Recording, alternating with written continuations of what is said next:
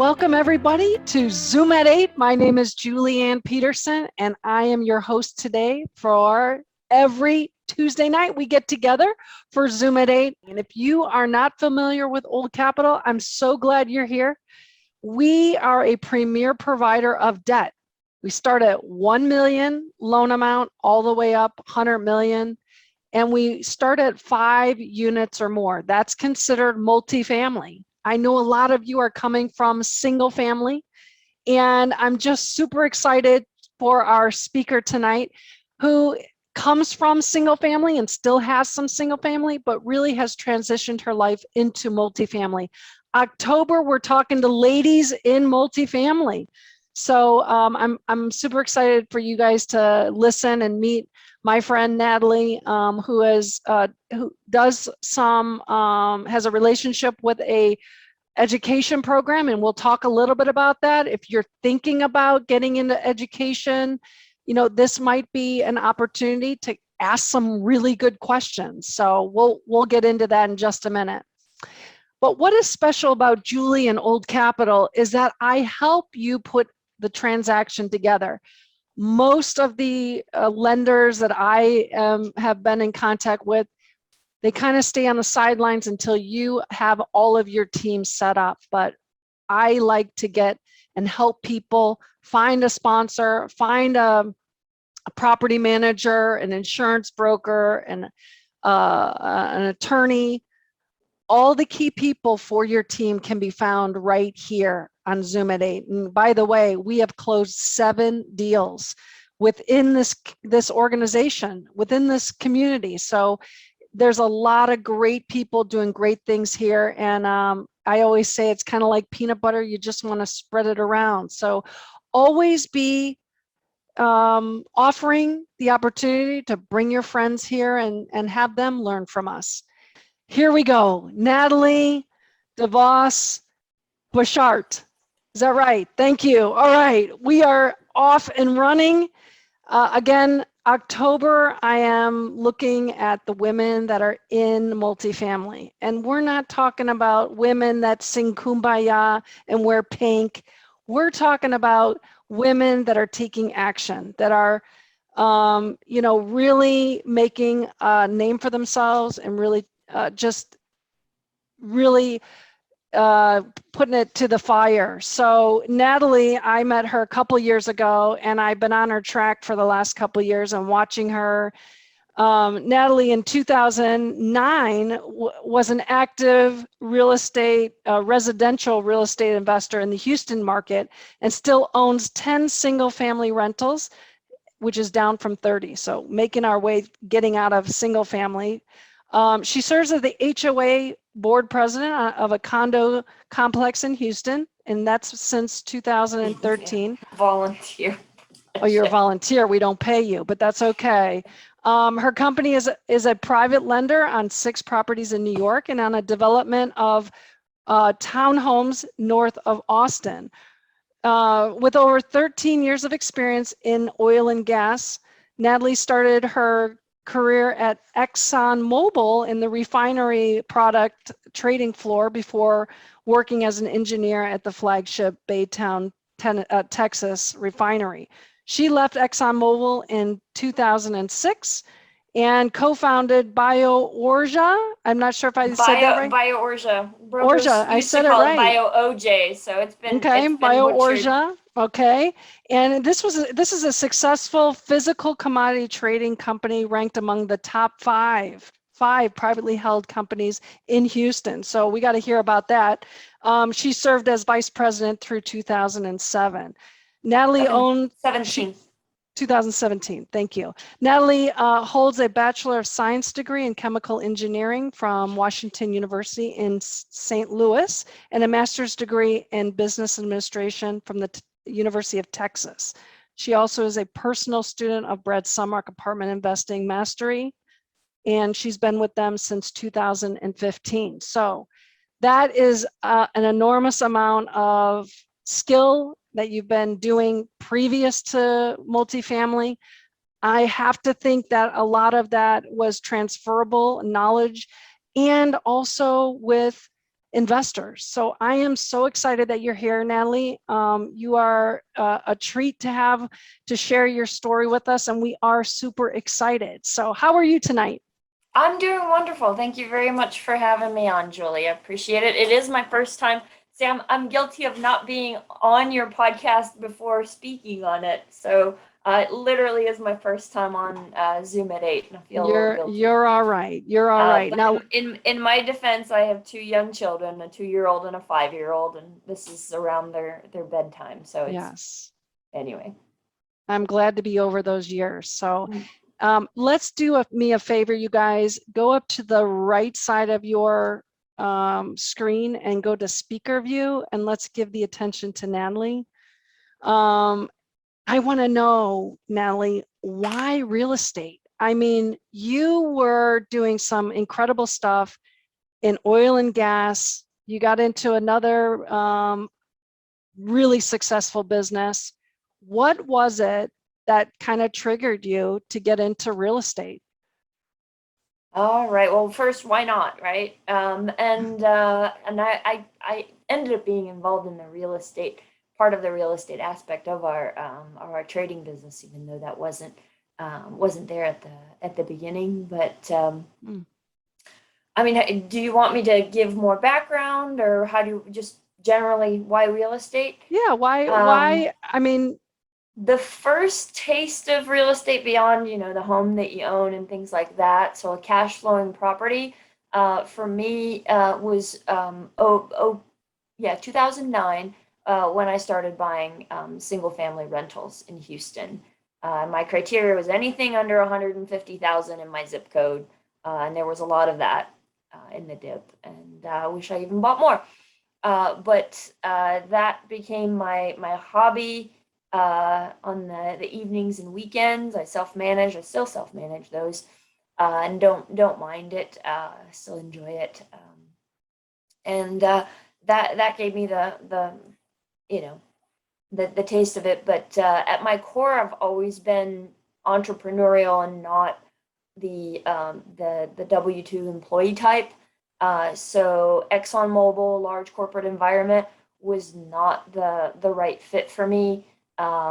The ability to leave, management track, 2-year rotation, at what was at the time, not anymore, the biggest company in the world. Everybody was like, "Oh, you're crazy to do that. Why would you leave and start a commodity trading company?" And for me, that was a logical bet of betting on yourself, betting on your skills, and having the management level of experience earlier in my career. So I might not be making $1 billion decisions at an ExxonMobil level, and even if they're 1,000 or 10 or 100,000 dollar decisions, you're still going through that management business management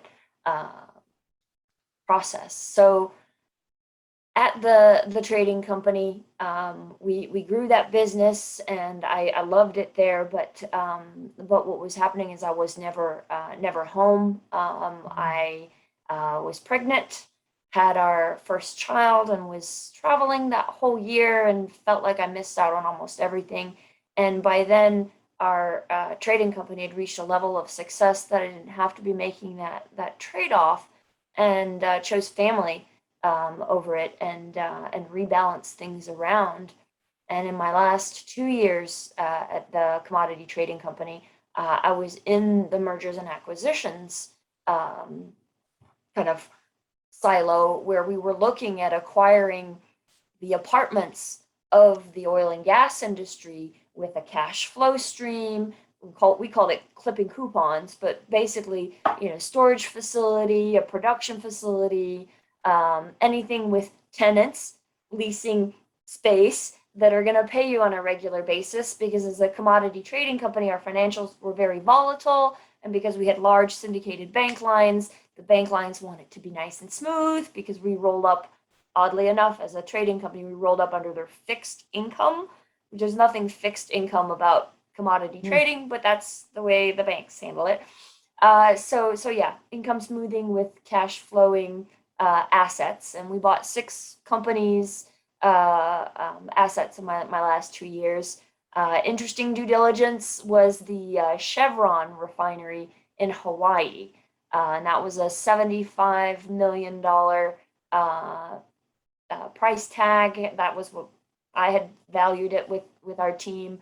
But there, the analysis is looking at forward curves of crude oil coming from Asia to Hawaii distribution system, the processing plant, and gas stations, barges, terminals. I mean, much more complex. So apartments are kind of like retirement compared to that level of analysis. And I'd already been involved with it for several years by the time I decided to leave Biourgia in 2017. So in 2017, our son was 1, and in terms of return on time and scalability, I was turning away from anything small like single family, and decided to focus on the apartment space. And I'd analyze things, that were more complicated, and understood the pieces that it would take to run a business, because ultimately that's what you're doing with an apartment complex. And if you don't like people, because I'm an engineer and had to get over the public speaking part, the working with people, those things and their shortcomings, apartments are also very, very, very, very much a people business. You're not getting away from that. So embrace it, understand it, and go for it. Well, it seems like there was a lot. To answer your question, because that was a long-winded one, return on time is what I give as my reason for apartments. Better return on time. Oh, that makes a lot of sense. And it was amazing how similar what you were doing at Exxon in the end, or with the trading company, really was so similar. Do you feel that you kept that same kind of position where you were underwriting over there, you're underwriting now more with the apartments, or is that not what you do? Is that not your skill set? I can underwrite. I mean, honestly, I can do the whole spectrum. And if you start a company, like we started Biourgia, it was just 2 of us for the first 2 years. You're a jack of all trades. You've got to worry about having paper in the printer and talking to the banks, and you end up figuring out how to do it all. So there's some things that you naturally gravitate towards, and analytically, I like to be, in front of a spreadsheet with numbers. That is a little bit of my happy place, but not much happens without all of the people that you have to interact with. So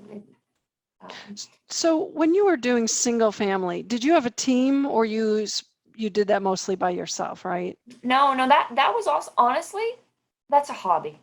That was always my, like, what am I gonna do on my evenings and weekends? And yeah, it was never something I looked at like a business. And the reason for it, I didn't put my money in the stock market. So as I had funds and liquidity, I was like, well, where does it make sense to put it? And I just felt very comfortable with the tangibility of these single family homes right in my zip code.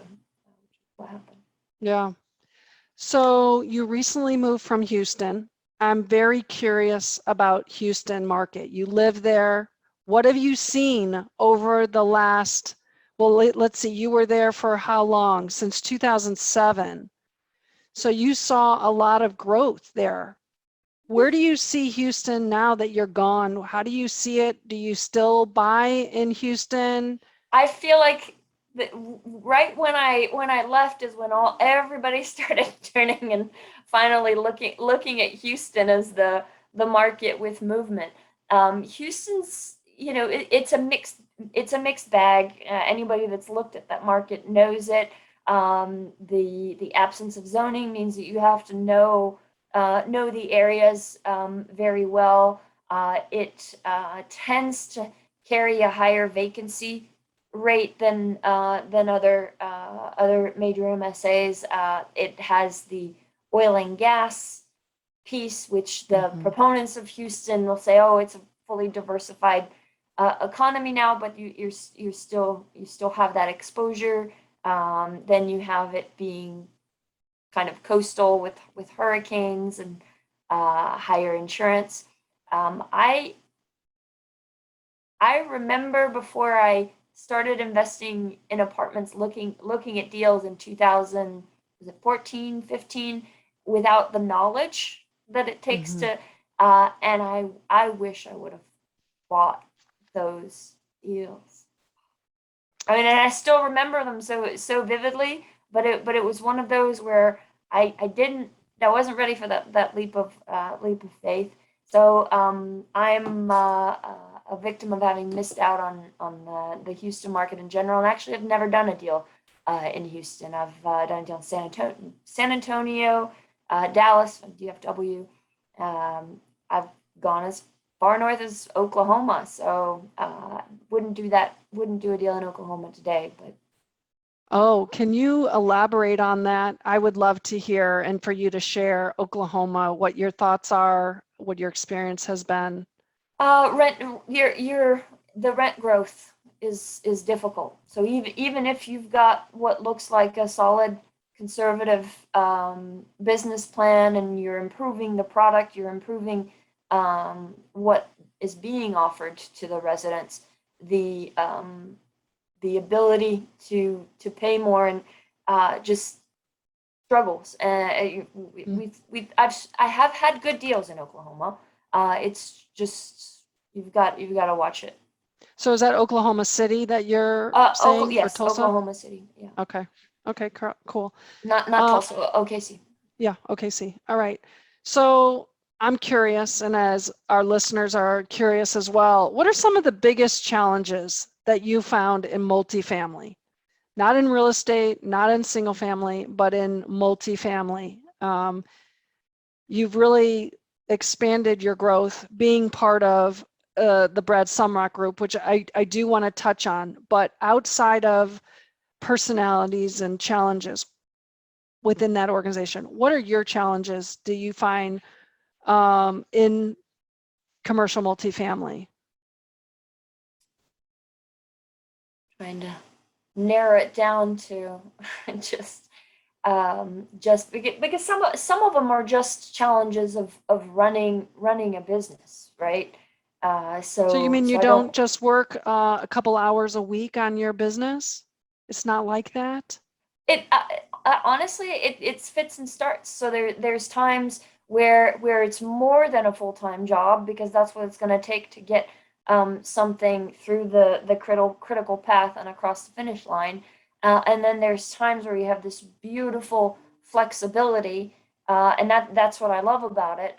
That I can go on a long holiday or something with family and have the redundancy and coverage, where someone else, where everything still keeps going and it doesn't all fall apart. But the challenges tend to be, I mean, you're dealing with people, so I keep coming back to that. Right now, that challenge is felt at the staffing level of the property itself. I think more than anywhere else to me in the market. So keeping good people, when you're underwriting, you try to cut expenses, down to the bone. Challenge yourself to actually put in a higher payroll so that you have the ability to give bonuses and retain the quality people that are ultimately running your business. Maintenance, same thing. I don't say you get what you pay for, but you might find the cheaper maintenance person, but they might not stick with you. They might not have all the competencies. If you have the right person, recognize them, pay them well, and do everything you can to keep them. So don't undercut that payroll.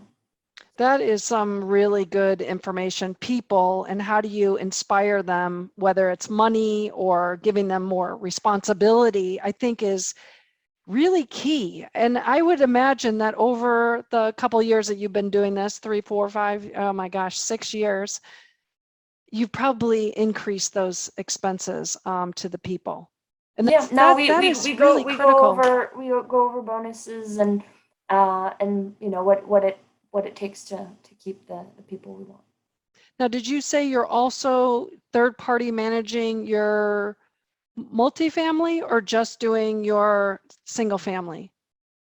No, everything's well, all of the multifamily is third party managed.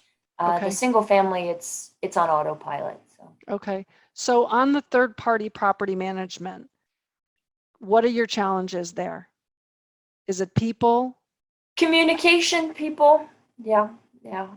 What do you do? What are some tips for our listeners here for communicating what you need in an effective way? I think that there's a tendency for things to get locked up. She didn't say it right.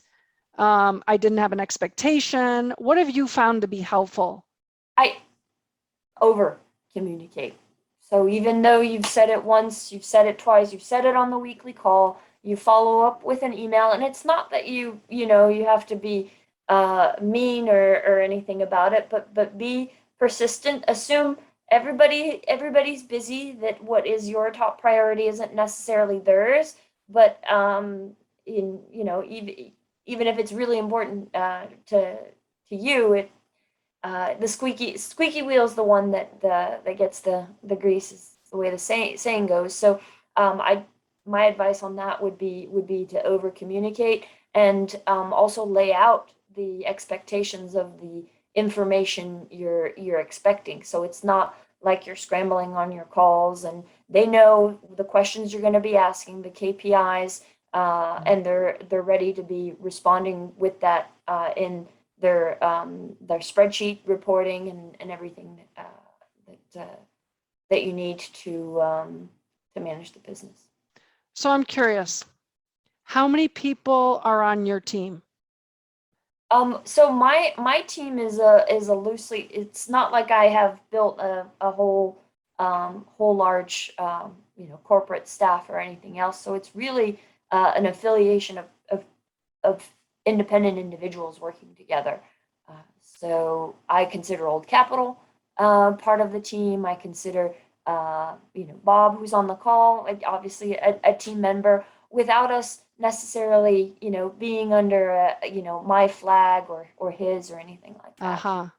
And I think, and this is, I'm maybe getting a little bit too vulnerable here, but I have had bad partnerships and gotten burnt on Let's talk the about trust that. on the trust front. So I'm not ready to, and this is James Eng telling me this. Old Cali. He's like, Natalie, you got to get married. You got to pick, every and stick with them. And I was like, I understand what you're saying, but if you experience or have a deep breach of trust, it makes you very cautious about who you work with. You dance with them before you go into a deal. I think Bob and we talked for well over a year, maybe even two, before we did anything together. And I think that's important. Mm-hmm. And that's what a lot of people miss, is that lead time up to doing a deal or working with somebody. It's not just a couple phone calls. It's the mutual investment of what it takes to build trust and also figure out how you work, your working styles, whether you have complementary skill sets and all those things, and that takes time. So rather than hitch my wagon to one set of people, I've kept myself flexible. That's interesting. I love that you shared. It's a choice. Now, let's talk about multifamily education. All right, so you're in the Brad Sumrock group. Brad Sumrock was really always in Dallas. So let's talk about, you go to a 2 or 3 day seminar and you get, hey, this might be something I want to do. And there's others in the room that are saying, should I do this? Why would you choose one over the other? Did you search out an education program? What were you looking for? I'll give you the background, and I'm not on this podcast in any way to promote one program or another. Sure. But that is the one that I'm personally affiliated with for the longest. But at the time when I made the decision that single family wasn't scalable, got to 30 homes, and was like, that's my max of really what I can do part-time on the weekends. And again, there was a pregnancy in there too. So pregnant, I went to 5 different weekend seminars. The Lifestyles Unlimited, Del Walmsley in Houston, was just down the road from me. So I gave his FFP at least 2 or 3 tries. I went to Dave Lindahl, the Big Dog, Phil Grove, Brad. I think there was one other in the mix because my memory is that I went to 5 of them.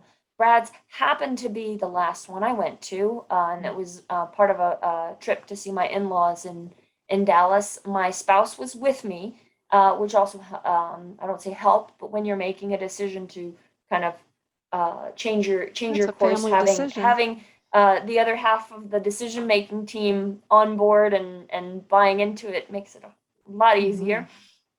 And for me, it had less to do with Brad or any of the other speakers or promoters of a program, and more to do with the people that he had surrounded himself with that were already part of that ecosystem.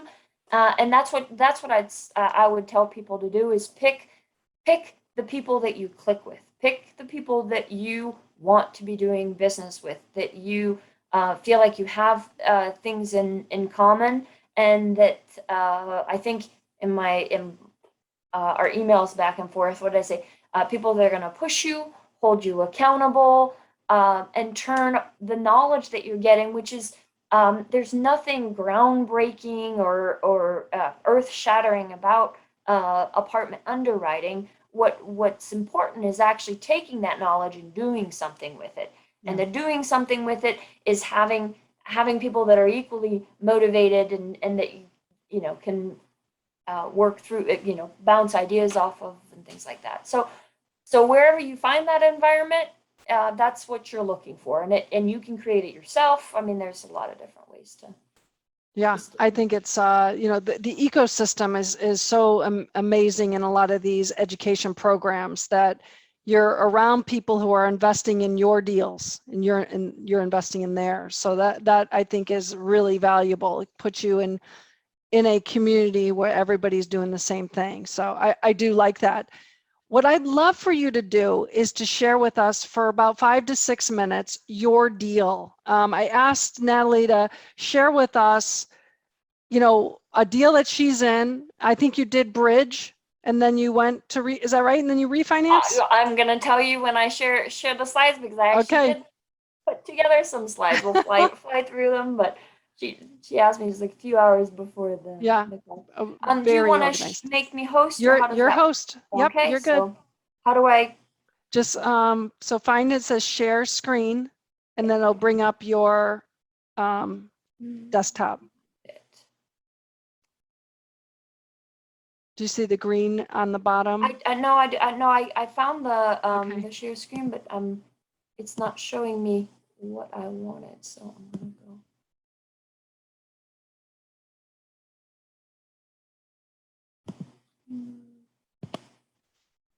Come on.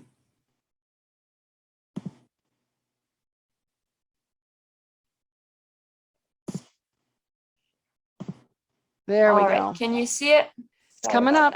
There you go. Full screen. All right. So I'm gonna skip through this part. It's an old but good picture of my spouse, our son, and I put this up here so people have background. But I'm originally from Switzerland. Went to school in the Midwest. Lived in DC for a bit. Houston for a long bit. over a decade. And now since June, I'm in DFW. Again, engineer. I know there's a lot of engineers in the space. I consider myself retired since 2017. So I joke that you're either catching me in apartment mode or kid mode.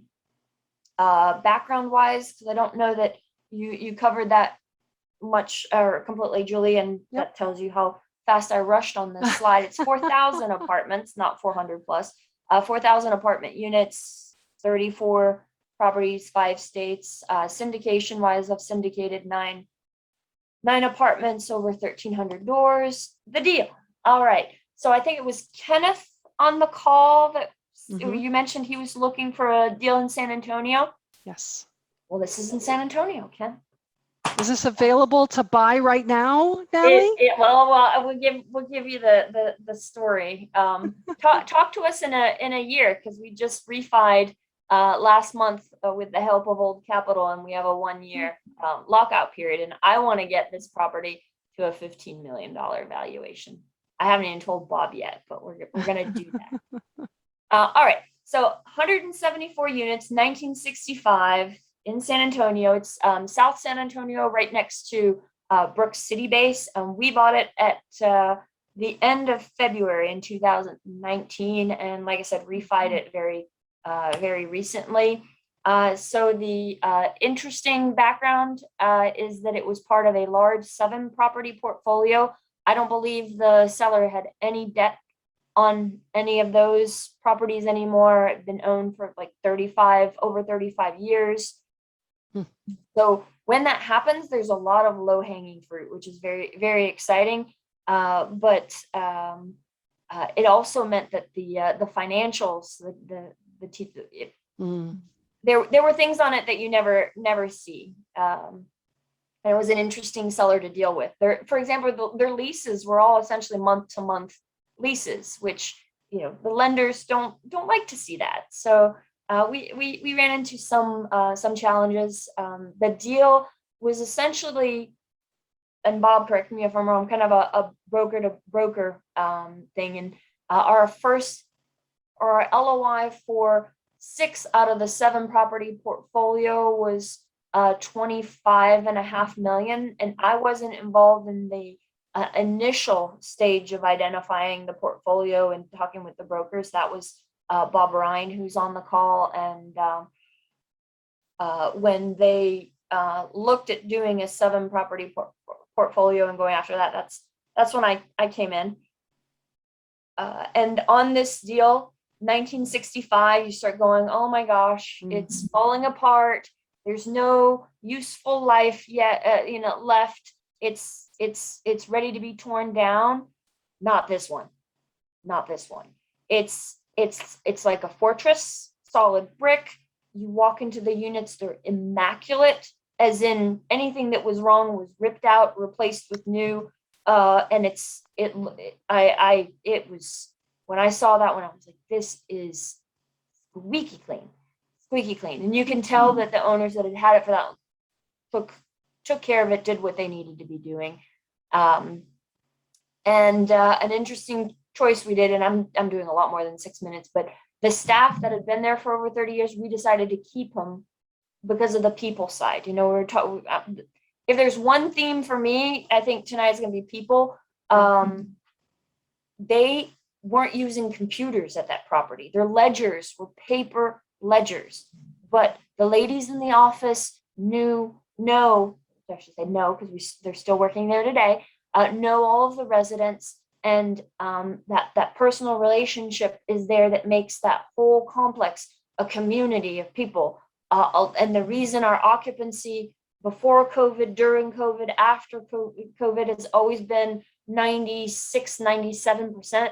Like, we don't have enough turnover to do all of the unit improvements we want to do. Is because people want to live there. People want their friends to live there, and it works. So our opportunities to upgrade the interior, the cash flow was strong. We went with a large management company in San Antonio. If you're familiar with that market, UAG is kind of the biggest player there. This is a quick map of where it's located, so that red star kind of in the middle, that's where the property is, and that orange shaded area is the opportunity zone, and it's one of the successful examples of opportunity zones in San Antonio. And now fast forward to today, there's brand new construction of apartment complexes going on right in that area. So always a good sign in terms of location 101. Old pictures of what the property looked like when we took it over. Only because I've underwritten and looked at so many deals in Dallas that have those walkways that are not covered. These walkways are, which does make a difference in terms of the life expectancy and condition. 3 pools, again, great condition. This is what the units, the standard classic units look like on the inside. Our loan was not a bridge loan, and we didn't do this one with Old Capital, I'm sorry. But we saw the error of our ways later on. So we bought it for $7.45 million, got a loan for a little over $6 million. It was a Freddie SBL, 80% with the 2% closing costs. So we didn't have our CapEx financed. Our rate was okay for at the time, but high, compared to the last few years at over 5%. Step down prepayment, and we had 2 years IO, 30-year AM. So if you're thinking about the 2 years IO, we started paying principal in February of this year, but that still didn't affect our distributions on this deal. That's how much cash flow this deal's able to produce.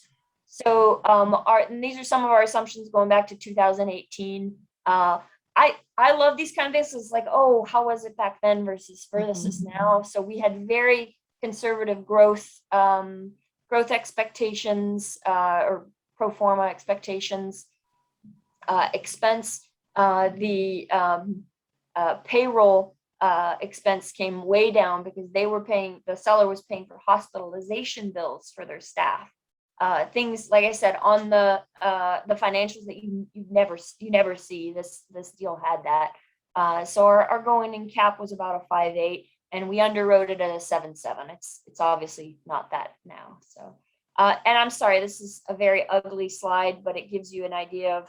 I would just look at the NOI line. So we were looking at a 447 NOI year 1, year 2, and we're about year.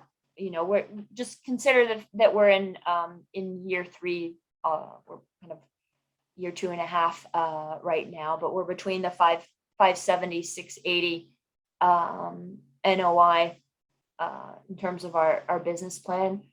So these were our financial projections to investors. This was, I'm flying through this, but high level, what our expenses or projected expenses were. And I always like to show people what we said we were going to do and then what we did. So so what you see in the gray columns is the pro forma from our deck to investors, saying this is what we promised you. And this is essentially the latest snapshot to our investors in terms of how the deal is doing. So you can see if you look at our T12 through August is 616, which is right between those NOI numbers from here, right? 577, 680. So we've been on target on our NOI. We've exceeded the projected distributions. And because we were paying down principal and felt like that we still wanted, we had the money to hold it, but wanted to basically capture the lower interest rates. We started a process of refi with Old Capital and got an application, I believe, the early June. And I kid you not, that day or the next day, we had a off-market offer to buy the property. So it was just like, wait, refi, sell, well, let's see about this sale. And well, I'll just give out the numbers, but so we bought it for 7.45, and that offer was for 12.3. And so we're like, okay, let's pursue this. But in June, things were picking up with the property. We were getting into units, making more improvements, bumping up rents $65 without any pushback. So we're seeing the potential, because everything was kind of held back with this whole COVID slug, and it was opening up. Like as all this was happening was when, you know, rent bumps and everything just felt like was opening up. Long story short, we practically got to we got to a PSA part, and then switched gears to go back to a refi, really because what we thought was a good sales price wasn't anymore, and felt like the deal was worth more. So these are pictures. Sorry, there's Bob, Alan, myself. I'm just gonna go through some pictures of the deal, the signage that we changed. So it's got a retro Art Deco look that we tried to stay true to, and then to contrast with the brick, we went with very bright turquoise. But these are paint decisions that you get to make. But these are the new doors and kind of the look. So this is what our units look like now with the flooring, and even the ceiling fans are now a complete upgrade package. So all of our our one bedrooms now we're putting vinyl throughout except the bedrooms. Signage. We redid the parking lot. We did water conservation. So refi. So I told you guys the offer was for 12.3. And when we went back for our second refi app, so essentially we'd already started the process, stopped it before they started the third parties, and then a month later reignited it. So our refi was with Old Capital. We worked with Hans Box, and we got a loan through Wells Fargo, Freddie Floater, 8.754, about a 72% leverage. So our interest rate, if you remember, was 5.04. Now we're down to 2.77. There's a 1% prepay. We got 3 years IO, so we're back into the IO period for investors. So for our investors, what it means is that the checks that they were getting on a quarterly basis, the check size after the refi doesn't change, but they essentially have no more money in the deal, but they still get the same dollar amount check on a quarterly basis post refi, which I think is pretty incredible. So this is literally I just cut and pasted this from the refi analysis that we gave our investors. So there's our new loan amount, and this is the breakdown of what went out. So we held back some funds. We still had about 160, 170,000. So our CapEx post refi is about 360,000. So with an older property, that's a piece of advice, 1965, there's things that can go wrong, including the potential need for roof repair, replacement, things like that. So you want to keep a very healthy cash reserve, even if it's just sitting there. It's hard because people want to operate lean, but you don't run. You might be able to do that on a newer deal. 1965, forget it. Keep cushion. The more the better. But because the property cash flows so well, we're balancing. We're not. We didn't hold back a huge amount there either. There are obviously transaction costs, insurance. Well, you can kind of read through, and then prepaying our original loan, and we had a 4% prepay penalty, which was about 240. I think it was 240,000, something like that. So our returns from the free cash flow of the property over the 2 years before the refi to the investors. So this is to the passive investors was 22%. So roughly 11% a year.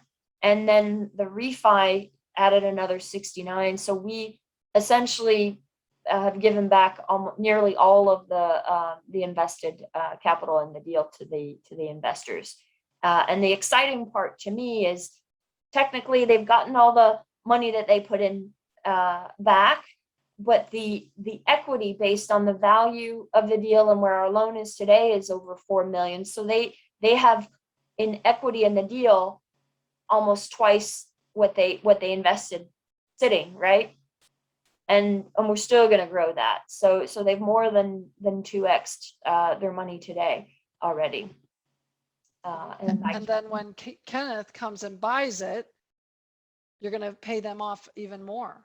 Yeah. Oh, and we're leaving meat on the bone because that's the other thing. Everybody's doing everything they can possibly do. We're running the property without pets, so there's a whole availability of income on the pet front that can be gone. We are still running it all bills paid, so you still have the option to convert it to a Rubs deal. So it's one of the very few all bills paid deals in the area, but it's worked for us. We also took away a lot of things when we took over the properties. When we took over, all bills paid also included cable TV, and we're like, well, forget that. When we're gonna start, we canceled the cable contract. It was in our business plan, and this property has a lot of carports. They weren't charging for that, so we had a lot of low hanging fruit, which we benefited from, and it still has a lot we can do with it. So, wow, what a great success story! I love it. We are running behind, so I just want to. I know, and that's my fault. I'm sorry. No, when you're passionate about what you do, you just want to share it with everyone. So my goodness, I want to thank you for sharing that. And, it's so great to visit with you here and to see, over the last couple of years, 3 years that I've been watching you, to watch your success. It's really cool to be part of your life and just to be part of your success story. So I do want to thank you for that. Let's open it up real quickly. Is there anybody in the house that had a question for Nathalie? And feel free to jump off of mute and just go ahead and ask. Alan, you don't have a question? I got a question, Julie. Okay, yes. Hey, Nathalie. So can you talk a little bit about the roles? Because it sounds like you are working with a few partners. How do you guys divvy up roles in your team? we're the exception. No, in some ways. So all of us are essentially on the weekly calls. So we have a pulse of what's going on at the property. Bob is more on the, like, he's looked for like new deals and feel free to speak up, Bob, on things, but and yeah, following up with questions on management. I've got the, you want to say what you do, Bob? Well, we sort of divide on some things. Nathalie was instrumental on the refinance. She's also worked a lot with the insurance people, and I've worked with the legal teams, the SEC and the transactional attorneys. I work with the broker community. Alan is the main interface to the property management company. So we've kind of split along those lines, but yet we're all aware of everything that's going on, so we can make informed decisions. Yeah, and I also do our monthly reporting and financials. So do you report monthly then? You Yes. pay distributions Yes. monthly? No, we report monthly in terms Okay. of our updates, but distributions are quarterly. Perfect. Can I ask Andy, one more, Julie? Yeah, go ahead, Andy. So I'm fascinated by partnerships because I've always felt like that's the quickest way to grow in real estate. So I'm fascinated kind of by your and Bob's dynamic. So you talked for 1 or 2 years. I'm curious kind of what it was, about maybe your past that you kind of felt like, hey, look, I've got to make sure I check this box, or I got to have this warm and fuzzy feeling about this. Maybe you could talk about some of the things in the partnerships that you did not want to deal with again, and that you made sure that somebody like Bob was kind of able to, he checked that box for you guys to team up. Yeah. I mean, and maybe I'm there's like some people have a lot of ego or go into it and saying that even though they've never done a deal, they want to do it all and know everything and aren't even, like, I don't want to say coachable, but if you're not, if we're going to work together, and if I'm going to suggest something and you're going to be like, oh, I didn't come up with it, I'm not even going to listen to it, then where's the benefit? So you want somebody that's going to listen, and I'm not, singling out Bob in particular here, but I'm not what I'd consider I mean, I didn't have a presence or contacts or an interface with brokers in San Antonio, so he was clearly bringing that side of the deal, but I had raised capital and closed on deals and had the type of track record that would be needed for what we thought at the time was going to be a $26 million purchase. That was going to be all of ours biggest deal at that time, and it evolved into just being the one property. But no, I think where we got along is it wasn't that we were just talking apartments. We were talking about ourselves personally and getting to know each other personally. So when they were in Houston, we went out to eat. The communication was regular, where you start forming a sense of the person, and it's not very scientific if I say, well, I have a positive gut feeling, but some of it is gut, whether or not you feel like you're gonna like the person and get along with them, because you're gonna be in this boat for years. So you better partner with people that you're gonna be able to easily interact with on a regular basis. So that's kind of the litmus test. Natalie, I would just Yeah. add one thing. Natalie and Alan are incredibly intelligent people. They are very, very smart. And when you look for partners, I look for people who are smarter than I am, which isn't hard, but in this case, they really are very intelligent people, and they're business people, and they understand multiple aspects of doing business. And when you get down to making tough decisions, and you'll always have tough decisions to make, you may not agree with every one of them, but you respect the knowledge base where they're coming from. And I think that works for us incredibly well. I could not Very have thankful. said that more perfect.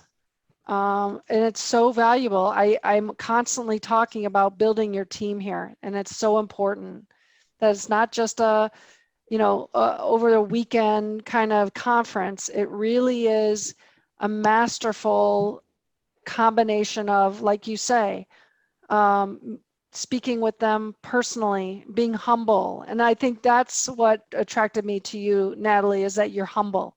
You're not out there boastful. You are a powerful female in this very male dominated industry, and you're professional, and you're just so respected. And I just want to thank you so much for sharing your story and being vulnerable with us. And To you both, you're so much success on the next few years, and we'll be back for that San Antonio deal. I'm going to help Kenneth come after that one. It would be great for us to be able to say we were able to pin that one down. So I want to thank you also for sharing your time with us tonight. Being away from your family, I know, is difficult, and make sure you tell them thank you for letting them share you with us. So